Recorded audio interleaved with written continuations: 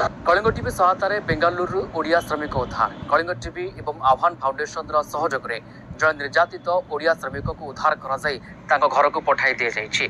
ओडिया श्रमिक होती खोर्धा जिला बंगिदा पंचायत आड़खंडिया ग्रामर सुरेन्द्र नायक।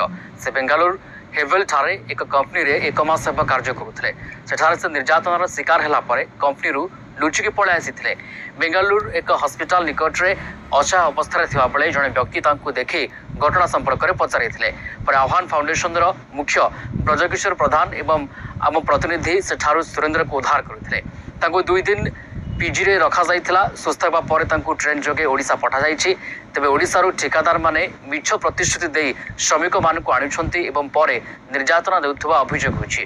ओडिशा सरकार एथिप्रति ध्यान देबाकू दाबी होछि।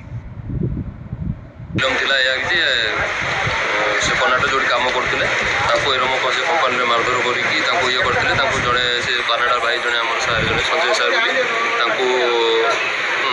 खबर देले उद्धार कर खबर देले गोविंद सार गोविंद बारिक कलिंग टीवी सी नहीं किसी दिन रखिले पीजी 2 दिन रखी खाया पीया सुस्थ भाव में ये कले टिकेट कर